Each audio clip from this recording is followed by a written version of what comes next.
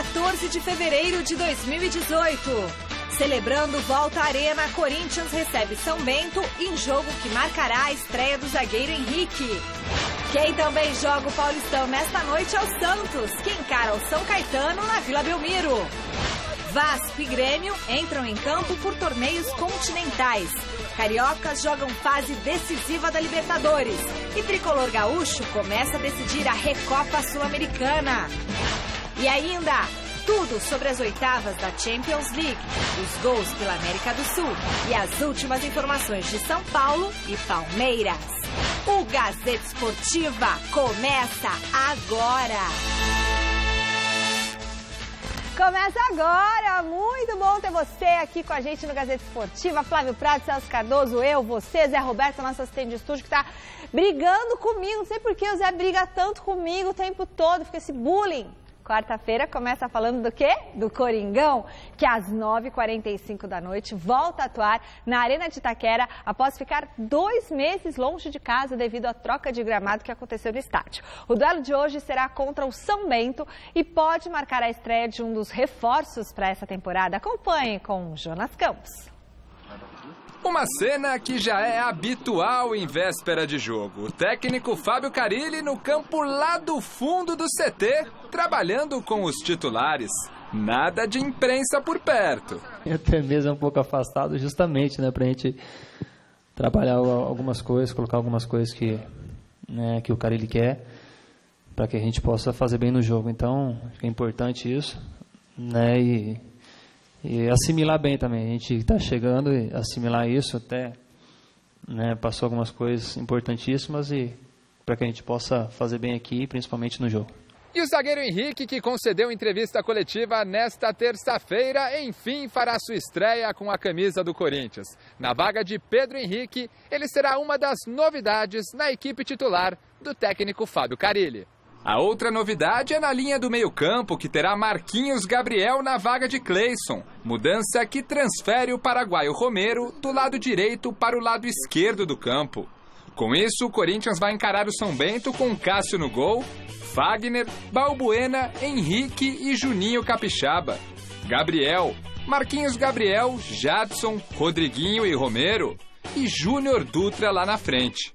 Noite de matar a saudade dela, da Arena Corinthians. A casa do Timão está de grama nova, já testada e aprovada pelos jogadores.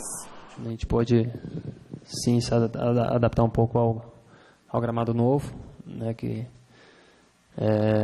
eu acho que isso é importante, sim, a gente ter esse primeiro contato ali, né, depois dessa troca de gramado, como a gente jogou ano passado. Aqui contra o Corinthians, a gente um gramado liso, né, bem escorregadio. A volta à Arena, a chegada de reforços, a espera do novo centroavante e a expectativa é de um Corinthians cada vez mais forte em 2018. Tem um longo ano pela frente, né, e jogos de quarta e domingo e pouco tempo de recuperação. Acho que as pessoas, os jogadores que estão vindo vão ser muito bem acolhido com certeza, como eu fui, né, e aqui se sente em casa. Acho que todo mundo está esperando de braços abertos para que possa nos ajudar a conquistar nossos objetivos juntos. Né. Grande noite para você que acompanha o Gazeta Esportiva. Corinthians, portanto, em campo de volta à Arena Itaquera, onde costuma ser muito bem, se dá muito bem, né? Tem ótimo aproveitamento Corinthians em seu campo. E contra um time do interior, que a gente vai falar um pouquinho mais daqui a pouquinho no Gazeta Esportiva, que tem uma das melhores campanhas dos times do interior nesse Paulistão. Então, deve oferecer um certo grau de dificuldade, mas o Corinthians é o favorito. A opção pelo Henrique, eu estou até surpreso, imaginei que o Carilli fosse esperar um pouquinho mais para colocar o Henrique, porque o Pedro Henrique até que vinha bem, né? E seguindo uma linha adotada pelo Tite lá no passado, e o Tite é um dos inspiradores, o Carilli, tinha o mérito de permanecer no time. Mas claro, a gente entende que o Henrique tem mais experiência, veio com o status de titular, deve estar treinando bem, portanto tem a chance o Henrique. Acho que não vou dizer que o Corinthians ganha muito com a presença do Henrique do ponto de vista técnico, porque, eu repito, o Pedro Henrique vinha jogando bem. mas ganhem experiência e isso também é importante, né, Flávio? Boa noite. Boa noite, Celso, boa noite, amigos do Gazeta Esportiva. O Henrique ele vem para ser um dos líderes do elenco, normal, né? O Pedro Henrique é bom jogador, vai crescer, vai evoluir, vai ter outra chance também. Eu acho assim, eu sou muito daquela coisa de não existe 11 titulares no futebol hoje. Você tem no mínimo 14, 15, 16 titulares, senão você não faz o time. E o Henrique tem uma rodagem, uma experiência que você citou bem. E é legal, é importante ver como é que ele está, como é que ele se adapta à maneira de jogar do Corinthians e sabe que o Pedro Henrique a qualquer momento pode entrar. Outra coisa, o Balbuena vive tendo propostas, né? Então nada impede lá na frente Henrique e Pedro Henrique. Enfim, acho que é normal. O jogo hoje deve ser bem duro, viu? O time de São Bento é chato, o Corinthians tem dificuldade de finalização. É claro que o Corinthians é favorito, mas eu não acredito em vida fácil para o Corinthians, não. Também não. E agora a gente vai ver como que o São Bento está se preparando para esse duelo. Corinthians é sempre Corinthians, né? A gente sabe que vai ser um jogo muito difícil, mesmo vindo de um resultado negativo. O Corinthians é sempre um time muito forte, time muito competitivo, ainda mais dentro da sua casa. A gente sabe que vai ser um jogo difícil, a gente está se preparando, a gente vem com um time forte, a gente vem procurado acertar onde a gente tem errado e eu acho que a gente tem total condição de fazer um bom jogo lá. Independente dos tropeços, jogar lá, independente se está vindo de vitória ou derrota, é sempre muito difícil. Mas a equipe é uma equipe experiente, como eu venho falando, é uma equipe madura, está sabendo o que tem que ser feito lá, a gente vem treinando bastante, conversando também, porque o tempo de treinamento é muito curto, então a conversa ajuda bastante, então a gente tem se reunido, tem cobrado as situações que tem que ser cobrada, mas independente de resultado, o jogo lá é muito difícil. Mas como eu falei, a gente vai lá para buscar um resultado, porque hoje em dia o futebol, a diferença é muito pouca. Você viu que o Corinthians perdeu para o Santo André no último jogo, mas você vê que a diferença está muito nivelada, na verdade, no futebol. Então a gente vai para lá com consciência que podemos fazer um bom jogo também. Nós temos essa condição de ir lá e fazer, independentemente do momento emocional, está um pouquinho carregado, e o tempo é curto para você poder trabalhar a cabeça do elenco com relação a isso, mas tem que ser trabalhado, até porque é um grupo experiente. Então, contra equipes assim, você tem que procurar jogar bem, procurar estar concentrado, mas procurar diminuir o máximo possível o percentual de desconcentração e também de seus erros. O São Bento deve armar uma bela... São Bento, não é ciumento. O São Bento deve armar uma bela de uma retranca. Tem também a vantagem de ter um técnico que está há muito tempo no clube, um time que tem um certo entrosamento, e vai jogar por uma bola. De repente o Corinthians deve ter a posse de bola e o São Bento vai tentar explorar o contra-ataque, e numa dessa pode se dar bem na Arena Itaquera. Mas repito, claro, eu estou louco, o Corinthians é o favorito para o jogo de hoje. Magrão, e olha, o carnaval foi agitado para o técnico Fábio Carilli, como a gente adiantou hoje lá no site gazetesportiva.com, e também informação confirmada pelo site gazetesportiva.com, que foi dada pelo Globo Esporte. O Atlético Mineiro sondou o treinador corintiano para que ele assumisse o Galo, sabe quando? Agora! O Clube Mineiro busca um substituto para Oswaldo de Oliveira, demitido na última sexta-feira, e viu em Carilli um nome ideal para tomar conta da função no clube. Mas, com contrato até o final desse ano, né? Não, do ano que vem, o Carilli agradeceu o convite do Atlético, ficou muito feliz, deixou claro que o desejo dele é continuar o trabalho que ele vem realizando à frente do todo-poderoso Corinthians. Decisão acertadíssima, não é mesmo, Celso? Na verdade, o Carilli, ele não admite que houve uma proposta. Só uma questão de retórica. Mas houve, Ele diz que houve uma sondagem que ele nem aceitou conversar porque ele quer ficar no Corinthians.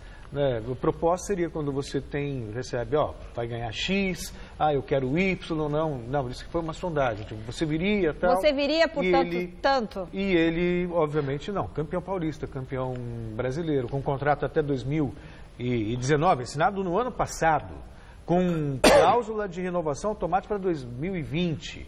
Então, do Carilli técnico do Corinthians, Celso Cardoso, é isso que você tem que falar. Técnico do Corinthians. Ninguém vai largar o Corinthians, gente. Não. Já vi outros técnicos que nem queriam vir para o Corinthians e mesmo sendo Corinthians. É que a situação é favorável. Medo. Aí é medo. Não, a situação é favorável. Depende de quem está no comando.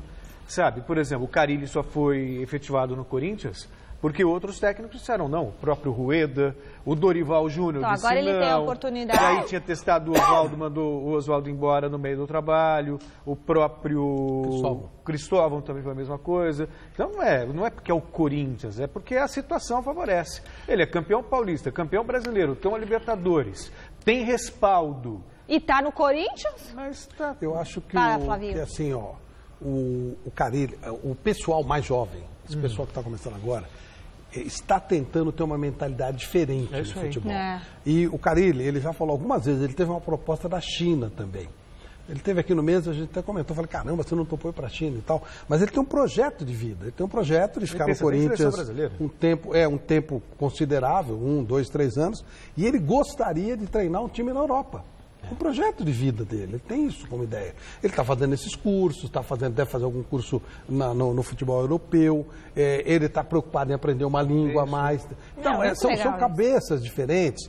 É óbvio que isso pode ser interrompido por maus resultados. O Carille tem um projeto, o Corinthians tem seguido, a bem da verdade, uma linha de conduta, mas pode, se depender do Carille, a não ser que seja um caso excepcional, ele não sairá do Corinthians, porque ele tem esse projeto de vida. É isso aí. Eu acho que é uma coisa legal, e é bom que seja assim para todo mundo. E para treinador, ele é novo, ele tem 44 anos, quer dizer, são poucos treinadores, né? Por isso que ele tem que ter justamente esse projeto, né? Pode ser treinador. Então não é só que é o Corinthians, a situação favorece, o Atlético continua aí na perseguição de um técnico de renome.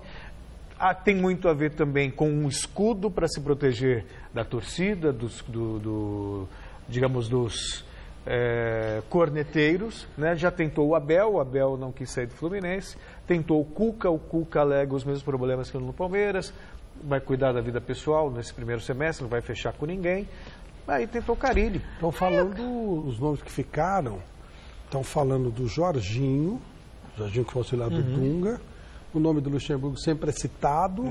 Tem mais um outro técnico mais jovem que eu ouvi qualquer coisa. Mas a verdade é que hoje os caras estão pensando muito antes de entrar, sabe? Essa coisa de troca de técnico, toda hora, da maneira como se troca, os próprios treinadores estão tomando posições diferentes. A gente viu o protesto com a saída do Oswaldo. Então acho que essas coisas são legais.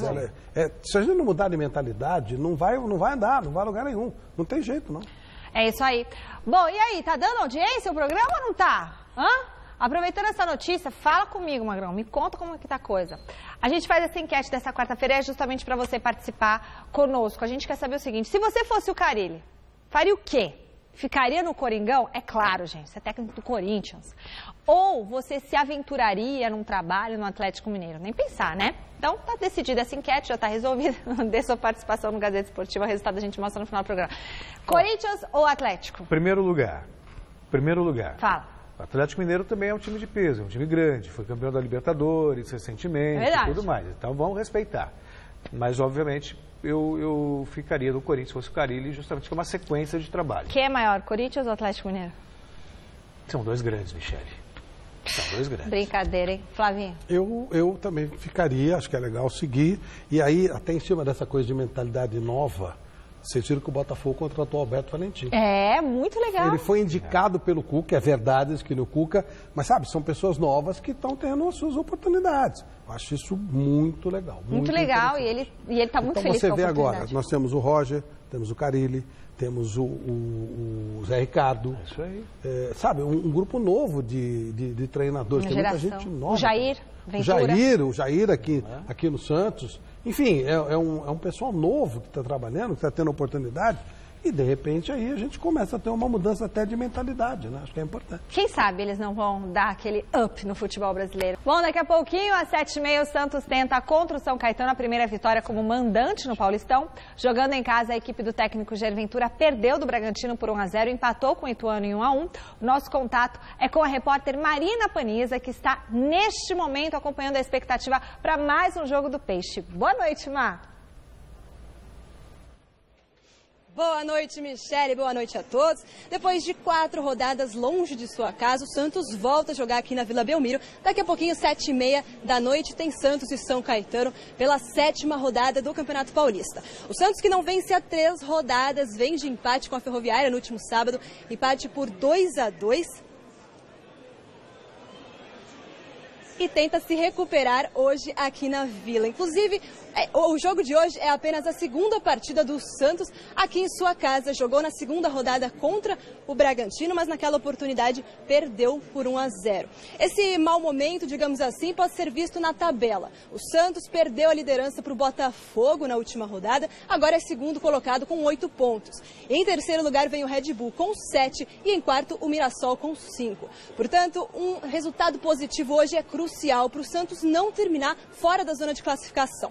Dependendo de alguns resultados, o Santos pode terminar em terceiro ou até em quarto no grupo D.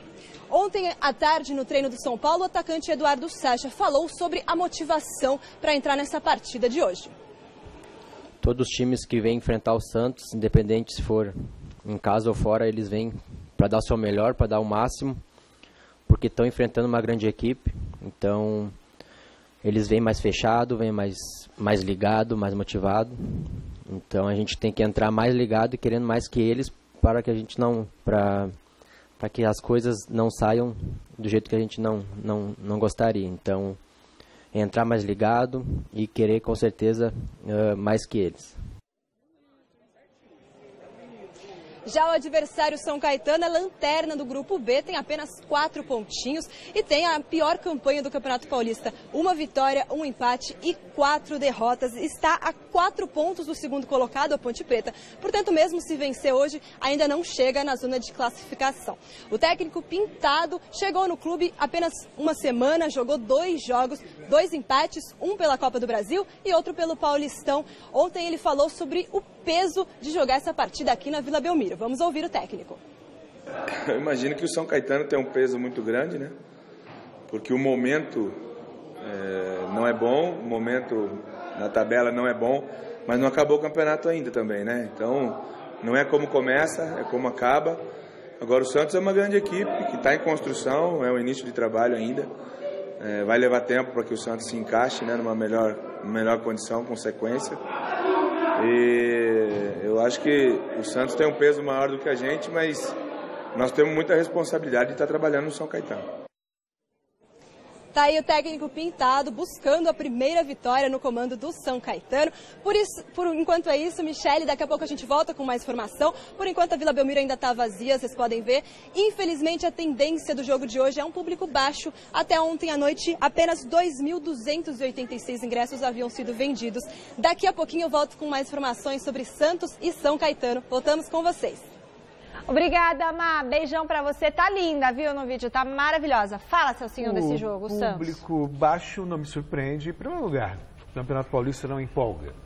Segundo lugar, a campanha do Santos é muito fraca, muito ruim.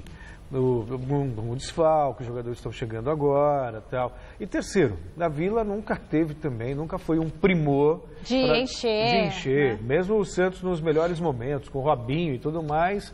8 mil, 9 mil, era nessa linha. Então, faz parte. Agora, o Santos precisa vencer. A gente entende também que o Santos passa por problemas. O Jair Ventura, cada vez que vai dar uma entrevista, parece que é um festival de desculpas, mas na verdade ele está falando a real. Ele está descrevendo um momento dele. Está com início de trabalho, com muitos desfalques, jogadores chegando agora. Tem que ter paciência. É isso. Eu não tenho expectativa de o Santos apresentar um bom futebol. Mas tem tudo para vencer. O São Caetano tomou 4 do Corinthians, trocou de técnico. Então, sabe, é uma boa oportunidade do Santos recuperar. O Santos tem dificuldade em casa, né? Porque ele tem que propor o jogo e o Santos ficou acostumado nos últimos anos a jogar no contra-ataque. Isso dificulta. O Pintado sabe montar bem time, vai jogar fechadinho. Mas isso que o Jair está falando é verdade mesmo. O time está em fase de montagem. Ele perdeu as peças principais, ele chegou agora, pelo elenco jovem. Né? Além das peças principais, do Ricardo e do Lucas Lima, ele ainda perdeu o Bruno Henrique, que foi o melhor jogador do time no ano passado. Então, sabe, é complicado. É 30% do time aí para um treinador que está chegando. Enfim, mas o Santos é favorito, sim. E ontem começou a disputa das oitavas de final da Champions League. Nas 2 partidas que rolaram, tivemos um jogaço entre Juventus e Tottenham e uma goleada do time de Pep Guardiola na Suíça, veja. Esse Manchester City, Flávio, que dizer, né? Olha, eu vi esse jogo e, assim, não tem jogo. Quando você joga com Guardiola, não tem jogo. O Basel não... Ele fica lá cozinhando. Não muda, não muda. Ele fez 2-0, depois fez o terceiro. Ele começou a fazer experiência tática. Aí sai o Agüero, entra o Danilo. Aí ele meteu o Danilo aqui atrás, adiantou todo o meio campo e jogou o Silva um pouquinho mais à frente. É um absurdo, é um gênio. E o jogo de Turim foi um jogo sensacional. A Juventus parecia que ia golear, perdeu pênalti e tal. E aí, esse Harry Kane... Ó, você que vai ter um monte de bolão da Copa. Deixa eu dar uma letra pra você. Vai. O artilheiro da Copa aponta Harry Kane. A chance é muito grande de acertar. Sabe por quê? Porque a Inglaterra tem a primeira fase, ela tem a Bélgica, que ela vai ter problema. Os outros times são fáceis. E o Kane faz gol de todo jeito. Então ele vai fazer o gol de honra contra a Bélgica e tal, não sei o quê. É capaz de ele fazer uns 6, 7 gols. Ele é o maior artilheiro da Europa, não é? Agora, nesse momento, acredito que sim. É o maior artilheiro da Europa. Aí ele vai passar para as oitavas e as oitavas deles não serão difíceis. É o grupo da Polônia e tal, não sei o quê. Então ele vai passar... E aí vai fazer mais uns 2... Ele vai fazer uns 7, 8 gols na Copa. É um bom número para um artilheiro, entendeu? Então, como dica e tal. Mas realmente foi um jogaço. Agora, o City hoje é disparadamente o melhor time do mundo. O melhor time do mundo. É um negócio assim. E aí os times brasileiros que estão com toda essa sede de ganhar a Libertadores... ganha a Libertadores, mas aí abdica do Mundial, porque não dá para jogar com o time do Guardiola, cara. É impossível. Vai ser de novo aquelas festas que o Barcelona fez contra o Santos e tal. Não dá, não tem como jogar.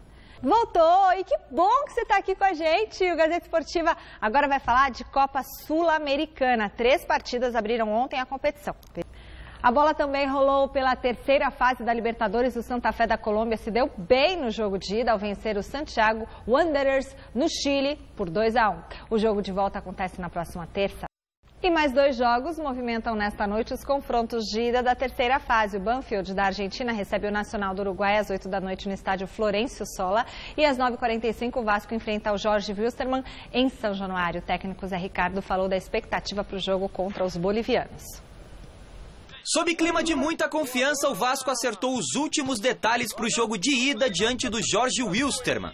A equipe chega para esta etapa na competição embalada pelas boas atuações nas partidas contra a Universidade Concepción do Chile. E o Vasco sabe da importância de um bom resultado neste primeiro duelo, já prevendo as dificuldades que terá na disputa da volta na altitude boliviana. Para o jogo desta quarta, em São Januário, a única novidade é a entrada do zagueiro Paulão no lugar de Eraso, que está suspenso. Então a gente está esperando um jogo bastante difícil, logicamente, que a gente está muito confiante em poder pressioná-los, em mantê-los longe do nosso gol, atacar sabendo se defender, que eu acho que é a máxima do futebol, e com equilíbrio, sempre com muitos apoios próximo da bola, para que a gente fique próximo do gol deles sem perder a bola, e dessa forma a gente espera conseguir a vantagem. Mas sabemos que o jogo, um detalhe pode mudar o jogo, né? Então conseguimos, tanto Concepción lá quanto aqui, abrir o placar rápido, isso é importante, mas vamos tentar fazer essa pressão, logicamente, por jogar em casa, mas importante é mesmo a gente ter o adversário sob o controle e a gente não tomar gols aqui nesse primeiro jogo. O Zé Ricardo, ele pegou uma bomba nas mãos, mas não é que ele está... que ele está desempenhando, ele é bom treinador. Ele é bom treinador. Ele, quando pegou o Flamengo, também estava vindo de uma quase implosão. E o Vasco, ele, se você disputar as 2 primeiras fases, não é fácil, não. Passou da primeira com muita tranquilidade. O Concepción era um time, né, que estava estreando. Claro. O Jorge Wilson é outro papo. O ano passado ele criou vários problemas. Chegou até as quartas de final. Ele criou problema com o time brasileiro e tal. Enfim, é outro papo, é outra conversa. Mas ainda assim é o jogo do Vasco hoje, né? Ele tem que resolver a parada dele, que depois jogar lá na altitude não é fácil. E é um time bom. É gozado, porque o futebol brasileiro, embora ele tenha uma condição financeira absurdamente maior que os outros, ele não consegue transformar isso em jogo. E esses times, ele tem vindo aí, a Bolívia tem feito boas campanhas na Libertadores. O Strongest, o Wilstermann, né? Sim. Então, quer dizer, não é um jogo fácil, mas é claro, imagino que o Vasco ganha o jogo aqui e dependendo do que ele fizer aqui, ele pode conseguir a classificação, mas não é uma coisa simples, não. Tem que abrir O ideal seria abrir 2 gols de diferença. 2 gols é um número razoável. Mas que agora, é difícil. De novo, a mesma história, né? Não teve tempo de pré-temporada. Jogadores chegando agora. O tal do campeonatinho regional deles lá também complicando. Enfim, mas ele tá levando, tá indo. Isso que é uma das piores médias de público o Campeonato Carioca da história. Por que se assistiria o jogo lá? Não é? A final da tal Taça Guanabara vai ser em Cariacica. Nossa. Contra o Boa Vista e o Flamengo, que não vai jogar no campo do Botafogo, porque o Vinícius Júnior chorou. E aí o time que está precisando de dinheiro, está devendo para todo mundo, preferiu perder dinheiro do que ceder. É mimimi. Quer dizer, enfim, é tudo muito pequenininho, né? Eu também acho. O Celso acha que não. Não, eu acho que o Celso acha que ele fez errado de fazer assim, ó. Fez gol, fez assim. Não, mas aí eu tô falando de negócio, não deturpe, não deturpe. Céu, pelo amor de Deus, o cara vai fazer gol, vai ter que pedir desculpa pro adversário. Não deturpe o que eu disse. O que eu disse Você falou assim. Não, o que eu falei é assim, todo mundo tem o direito de brincar. Só que o outro também tem o direito de se ofender. Tudo então, bem. se o Botafogo se ofendeu e não quis ceder o estádio, está no direito dele. Se é mimimi ou não, mas está sim. Mas vai perder dinheiro. É o direito. Aí é o lado profissional. De novo, Entendeu? se fosse uma empresa, a empresa pegaria o marketing dela, tiraria o sarro, brincaria e falaria assim... Vem jogar aqui no Campo dos Chorões ou qualquer coisa do tipo, mas não perderia a grana. E ainda aumentava, falasse, quero 200 mil, não quero 100 mil. Como o dinheiro não é deles, eles fazem essa frescura. Claro. Um time que está devendo, um time que... Agora, a gozação, não gostar ou não, é de cada um. Eu adoro, eu acho que o futebol é tão ruim que você precisaria ter várias dessas coisas. É verdade. Né? É ruim demais para você não ter essas coisas. Mas é questão de opinião. Brincar, você pode brincar, ok, mas você... Agora, tem o bônus da risada, mas tem o ônus do desagrado. Agora, você não fazer o jogo lá é ridículo. Aí você está chutando o dinheiro do clube. Que mostra também a falta de competência dos dirigentes do Rio de Janeiro. Né? Ainda nesta noite tem decisão pela Recopa Sul-Americana. Independente e Grêmio fazem às 10 horas no Estádio Libertadores da América. O primeiro confronto, o jogo de volta, acontece na próxima quarta em Porto Alegre. As duas equipes tentam ganhar pela segunda vez o título da competição. A preparação final para o primeiro jogo da decisão da Recopa diante do Independiente foi feita no centro de treinamentos do Boca Juniors. Antes mesmo do tradicional rachão, o técnico Renato Gaúcho também participou diretamente das atividades, dando trabalho para os goleiros. Mais tarde, a delegação gremista seguiu para o Estádio Libertadores da América, palco do duelo, para fazer o tradicional reconhecimento de campo. O zagueiro Kahneman falou sobre o que espera encontrar dentro do caldeirão do Independiente. Um ambiente de final, não? De decisão de Copa Internacional. Acho que vai ser um estádio lotado. Vamos ter muita gente de Grêmio também, assim que contento de poder disputar uma final e poder tentar deixar o Grêmio o mais alto possível. A escalação gremista ainda é um mistério. A tendência é que Léo Moura ocupe a vaga do lateral direito Madison, que está lesionado. Com isso, Michel e Alisson brigam por uma vaga no meio de campo. Expectativa de um grande jogo entre equipes multicampeãs e especialistas em Copas. Vai ser um jogo de duas grandes equipes das maiores aí sul-americanas e mundiais. O respeito é mútuo, a gente sabe que eles têm uma grande equipe do outro lado, mas a gente vai fazer o nosso melhor para conquistar esse título. Bom, o Grêmio, Flávio, fez uma boa temporada ano passado, ganhou Libertadores. Os jogadores voltaram mais tarde das férias, até por uma questão óbvia, teve o Mundial de Clubes. Quase caíram lá no campeonato. Aliás, o Grêmio disputou o campeonato com o time reserva e demitiu o técnico do time reserva. É brincadeira, né? É um negócio de maluco mesmo, né? Pega o cara do sub-20, não, é ridículo. Né? Como se ele tivesse a obrigação de fazer o time render com, sabe, enfim... Não tem a história de adulto ganha jogo de adulto, menino ganha jogo de menino? Cada um na sua. Agora, veja só, é tudo largado aqui, né? Muito. Por que esse jogo acontece? Por que hoje? Porque, por exemplo, na Europa tem a Recopa. Tudo cópia. Só que lá eles abrem a temporada com esse jogo. Abre a temporada, você faz o campeão da Liga UEFA com o campeão da Champions League. Você abre uma coisa pomposa aqui, no meio de tudo largado, de repente enfiaram o jogo lá. Quarta-feira de cinzas. Aí pro argentino não faz diferença. Mas é um negócio muito largado, muito... Eu vi hoje lá o Grêmio jogando, por que o Grêmio joga? Aí era o tal da Recopa. É muito esculhambado, né? Também acho. Tudo muito largado. É um negócio esquisito. O Independente está, apesar de ter perdido jogadores, depois de ganhar a Copa Sul-Americana, eu acho que está melhor preparado que o Grêmio. Né? Então, por isso, para mim, é o favorito. O futebol argentino, ele voltou a ter mais dinheiro. ainda um abismo. O River, o Boca. Então, há ainda um abismo de dinheiro entre o futebol brasileiro e o argentino, mas já melhorou. Por quê? Porque acabou aquela palhaçada da Cristina Kirchner de estatizar o futebol. Então agora, os clubes começaram a vender os seus jogos para as equipes, para as emissoras. E, meu amigo, criaram uma liga. É isso aí. Criaram uma liga, Superliga Argentina. Adequaram o calendário. Isso já estava lá atrás. Sim. Então eles criaram uma liga, vão baixar de 30 para 22 o número de clubes. E olha que coisa espetacular, Celso. Já estão tratando um patrocinador ou patrocinadores coletivos.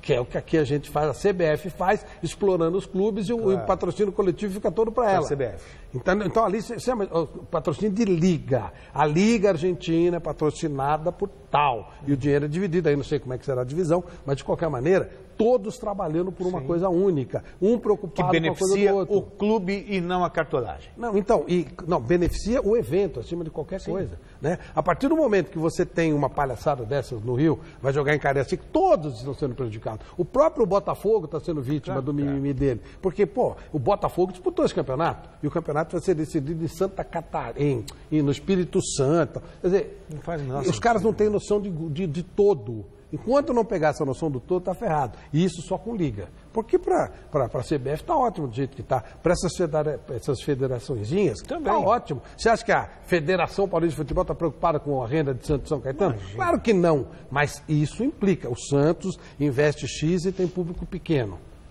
É um problema de todos. Não é um problema só do Santos. Claro que... O São Paulo joga no Morumbi com 2, 3 mil pessoas. É problema de todos. É complicado isso. O São Paulo já está em Maceió. Ei, Maceió! Saudade de Maceió! Do sol, do céu, do sal de Maceió. Amanhã o Tricolor enfrenta o CSA às 9h30 no estádio Rei Pelé. O recém-contratado Valdívia e o zagueiro Arboleda, recuperado de um estiramento na coxa direita, viajaram com a equipe e ficam como opção para o técnico Dorival Júnior no banco de reservas. Petros cumpre suspensão, está fora, a vaga dele vai ficar com o volante Hudson. Quem vencer o jogo avança para a terceira fase. Empate leva a decisão para os pênaltis. E a gente volta a falar ao vivo com ela, Marina Paniza, que está acompanhando os preparativos para o duelo de daqui a pouco entre Santos e São Caetano. É com você, Marina. Boa noite mais uma vez, Michele. Agora vamos falar um pouco do time do Jair Ventura para esta partida contra o São Caetano. O técnico do Santos vem sofrendo com desfalques desde o começo do Campeonato Paulista. Para esta partida tem 6 desfalques certos. Os zagueiros Kleber, Lucas Veríssimo e Luiz Felipe vêm tratando lesões na coxa. O lateral direito, Vitor Ferraz, segue em tratamento por uma luxação no ombro. O volante Yuri quebrou um dos dedos do pé no começo da temporada e também está fora. E o atacante Bruno Henrique segue tratando a grave lesão que teve no olho direito na estreia do Campeonato Paulista. Em compensação, o técnico Jair Ventura tem o retorno de 2 jogadores importantes, o volante Alisson e o atacante Copete. Vamos ver a escalação do técnico Jair Ventura para esta partida. Vanderlei no gol, Daniel Guedes na lateral direita, Gustavo Henrique e David Braz fazendo a dupla de zaga e na lateral esquerda, Caju ou Copete. No meio-campo, Alisson, Renato ou Jean Mota e Vecchio. No ataque, Arthur Gomes ou Copete, Eduardo Sacha e Gabigol. O técnico é Jair Ventura.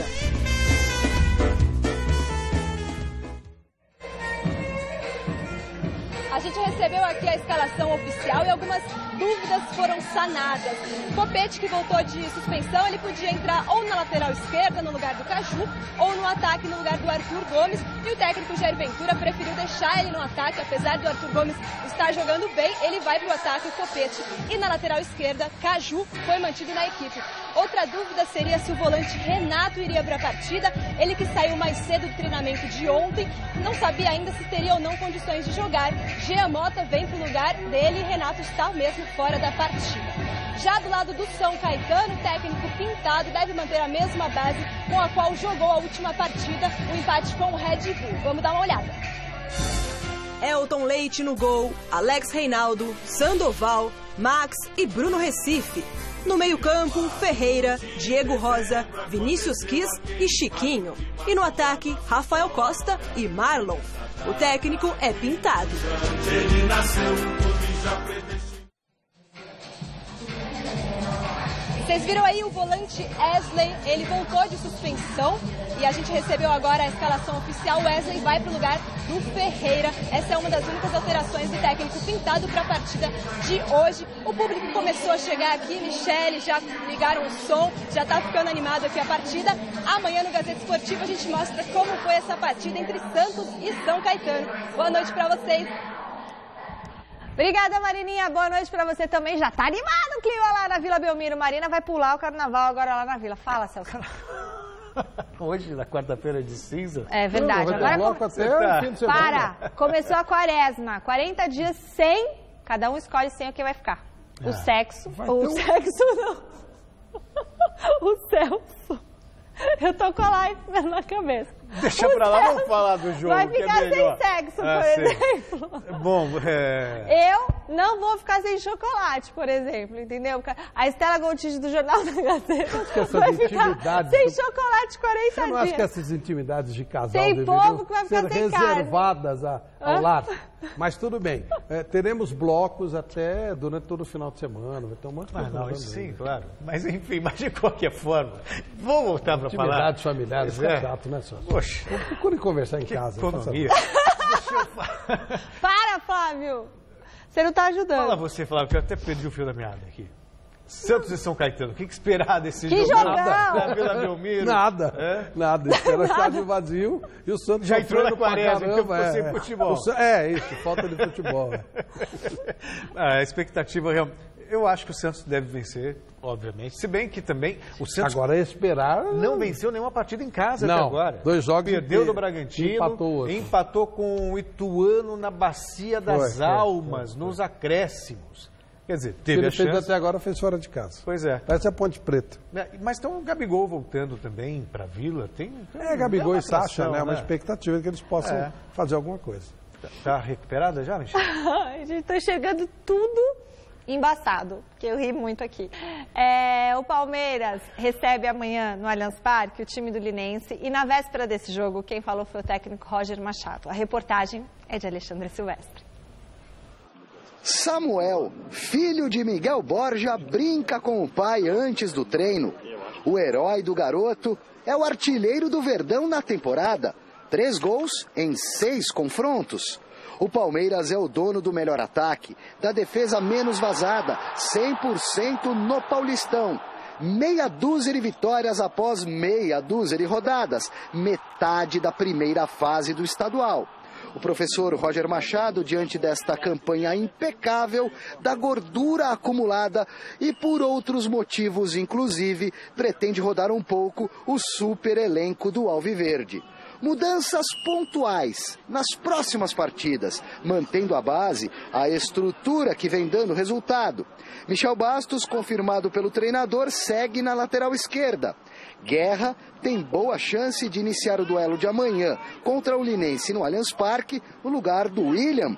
Mais um experimento. Tem ainda para entrar no time ou brigar pela posição o Scarpa, por exemplo, além do Dracena, do Moisés, que devem ficar à disposição na semana que vem, do Diogo Barbosa, entre outros. Administrar tantos bons jogadores quando apenas 11 atuam é um dos maiores desafios do comandante. É um processo de alquimia, né? Mas é prazeroso, né? Você trabalhar o bom ambiente. Como eu disse, o bom ambiente não remete à ausência de problema. Bom ambiente, você vai ter pequenos ruídos, mas que sejam contornados de forma saudável. Grupo que por vezes não dá problema, talvez seja um problema. Ter esses jogadores à minha disposição me dá essas alternativas, né? Mas eu também não posso, né, entender que através disso eu tenha que trocar a escalação a cada jogo ou trocar o time independente do que vai acontecer dentro de campo. Acho que eu vou fazer esse exercício ainda. Nós temos 30 jogadores. Se a gente pegar o jogo de amanhã, que vai ter 35 mil pessoas no estádio, quantas combinações, né, de escalação é possível com o elenco que a gente tem? É uma infinidade. Uma das vantagens do Roger Machado neste processo é que ele foi um líder nato dentro de campo, fora das 4 linhas e também no vestiário. Não que os problemas não acontecerão, porque eles virão, não tenho dúvida disso. A gente lida com seres humanos, cada um com as suas necessidades, de uma carreira curta, e que a gente sabe que por vezes uma temporada sem jogar é 10% no mínimo da carreira de um atleta profissional. Se tem algo que eu já externei para os atletas que me deixa insatisfeito, é quando um jogador de futebol profissional ele não cumpre com as suas obrigações, não cumpre com o seu dever. Eu sou o primeiro a chegar no clube e não tenho hora para sair. E mais do que tudo, assim como educo meus filhos, procuro educar pelo exemplo. Eu nunca gostei como jogador que o treinador viesse e me contasse uma mentirinha, ou para me tirar do time, ou para resolver uma questão que havia acontecido. Seja verdadeiro comigo sempre. É assim que eu prezo com meus atletas. O Roger tem um jeito assim muito sério, muito sério, que é importante na gestão, mas ao mesmo tempo também não é só o comportamento como chefe. Não basta o comportamento como chefe ser bom. O comportamento também, a visão tática, a maneira de armar o time. E o Roger chegou com muita personalidade. Mexeu na defesa, colocou 2 jogadores que poucos davam importância, o Thiago e o Antônio Carlos. Bancou o Borja, entendendo que ele precisava de uma sequência. Mesmo o Keno entrando bem nas partidas, ele mantém o Keno no banco. Ele está azeitando o time e de uma maneira muito competente. Claro que eventuais tropeços poderiam acontecer. O Palmeiras poderia ter perdido para o Santo André, poderia ter perdido para o RB Brasil, jogando lá no Palestra, que foram times que ofereceram dificuldades para o Palmeiras, mas os resultados aconteceram. E isso também traz um pouco mais de tranquilidade para que esse Palmeiras, que é um Palmeiras, pode chamar de Palmeiras milionário, se comparado com outros times brasileiros, com outros clubes brasileiros, mas que é muito forte. Se o time você pode comparar com outros times do Brasil, eu digo do 1 ao 11, elenco eu acho que não tem comparação. O Palmeiras tem o melhor elenco do Brasil. O mestre do Roger foi o Filipão. Ele foi auxiliar técnico do Filipão. Qual é o ponto forte do Filipão? Sempre foi administrar egos e elencos, O Filipão nunca foi um tático, nem nunca se colocou como um tático. Claro. Mas ele tinha uma administração, tinha aquela história da família, Filipão e tal, que era espetacular. O jogador jogava por ele, o jogador acreditava nele. E essa coisa da não mentir, trabalhar com seriedade. E aí eu gostei muito da frase que ele falou aí, um grupo que nunca dá problema também pode ser um problema. Sim. De vez em quando tem que dar um probleminha, é normal, é uma administração que tem que ser feita e você tem que administrar com a verdade. O Roger está fazendo um trabalho bem convincente, bem interessante. Você vê o Palmeiras jogar, você olha o Palmeiras de uma maneira diferente. Sim, é um time com respeito. Tem boa cara. Não, mas tem boa cara mesmo, o jeito de jogar do time do Palmeiras. E não tem nenhum fantasma, que nem o Eduardo tinha, a história do Cuca, que ia voltar a qualquer momento. Os resultados estão vindo e o Palmeiras vai indo. Acho que é um time, um elenco forte, como você falou, mas um grupo que tem um grande treinador, um bom administrador de grupo, que as duas coisas pesam quase que igualmente. E uma força no sentido de potencial muito grande. Tudo bem que é algo que tende a evoluir, a se consolidar, mas, por exemplo, contra o Santos, os 10 primeiros minutos do primeiro tempo e os 10 primeiros minutos do segundo tempo foram ótimos. Foram marcantes. Ótimo. De um time que é promissor, então ganha confiança. Então você pode produzir isso em 10 minutos, pode produzir depois em 15, 20, 30, um jogo inteiro. É uma questão de tempo. Porque também o Palmeiras não teve pré-temporada. Isso, Então dá gosto de ver o Palmeiras. Quando eu falo de respeito, é um time que você respeita, não é por causa da tradição.